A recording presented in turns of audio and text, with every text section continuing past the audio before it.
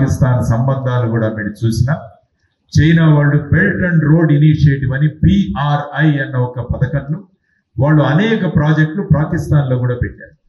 కానీ పాకిస్తాన్లో ఉన్న ప్రాజెక్టులు పాకిస్తాన్ ప్రభుత్వం దగ్గర ఆర్థిక పరిస్థితి లేకపోవడం వల్ల ఆ ప్రాజెక్టులన్నీ కూడా నిలుపువేయబడ్డాయి. దానివల్ల చైనాకు చాలా ఆర్థికంగా నష్టపోయారు వాళ్ళందరూ.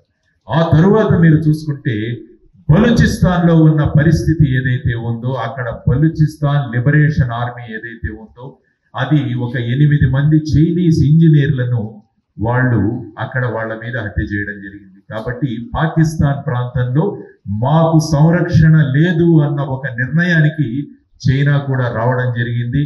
దాంతో ఇదొక పాయింట్. ఆ తరువాత తాలిబాన్లు వచ్చారు ఇక పాకిస్తాన్లో, ఆఫ్ఘనిస్తాన్లో. వీళ్ళు మనకు మద్దతుగా ఉంటారంటే తాలిబాన్లు కూడా పాకిస్తాన్తో ఏమాత్రం సహకారం ఇవ్వట్లేదు. తాలిబాన్ పాకిస్తాన్ అన్న పేరుతో పాకిస్తాన్లో ఉన్న ప్రభుత్వం మీదే తాలిబాన్లు అక్కడ ఉద్యమిస్తున్నారు. ఇది ఒక ప్రధానమైన కారణం. ఆ తర్వాత ఇరాన్ సరిహద్దుల్లో కూడా సమస్య. ఆ తర్వాత బలూచిస్తాన్ మనకు తెలిసింది. బలూచిస్తాన్లో మొన్న చూశారు, బలూచిస్తాన్లో ఉన్న లిబరేషన్ ఆర్మీ ఒక ట్రైన్ మొత్తాన్ని కూడా వాళ్ళు హైజాక్ చేసి తీసుకువెళ్ళడం, అక్కడ పాకిస్తాన్ ఆర్మీ మీద వాళ్ళు చర్యలు తీసుకోవడం. కాబట్టి ఇప్పుడు పాకిస్తాన్ ఎలా ఉందంటే అన్ని దిక్కుల నుంచి సమస్యలు ఉన్నాయి. పాకిస్తాన్ ప్రజలు అక్కడ అట్టుడిగిపోతున్నారు. మరి ఈ ప్రజలను ఏం చెయ్యాలి?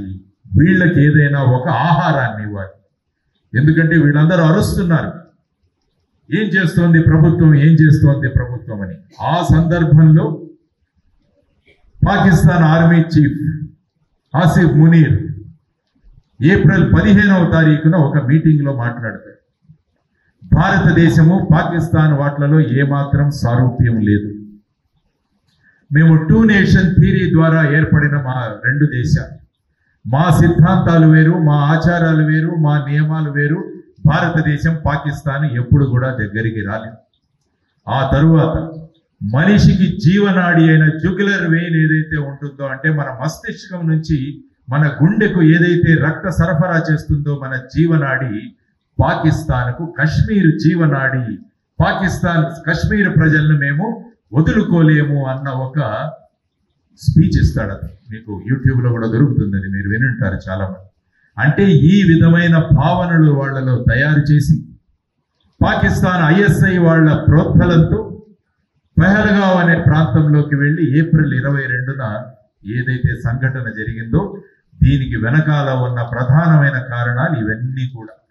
కాబట్టి ఈ సంఘటనను నేను పాకిస్తాన్లో చూపించి నేను ఈ మిగతా కారణాలు ఏవైతే ఉన్నాయో వాటన్నిటినీ ప్రజలు మరిచిపోయేలాగా చేసి మళ్ళా పాకిస్తాన్లో మా ప్రభుత్వం మళ్ళా కొనసాగాలన్న ఒక దురుద్దేశంతో ఈ విధమైన చర్యను వాళ్ళు చేయడం జరిగింది. తర్వాత ఆర్టికల్ 370 రద్దు గురించి మాట్లాడారు. ఆర్టికల్ 370 అలాగా ఎంతో సులభంగా ఏమాత్రం అడ్డు లేకుండా భారత ప్రభుత్వం తీసివేయగలిగింది. ఇదొకటి ప్రధానమైన కారణం వాడు.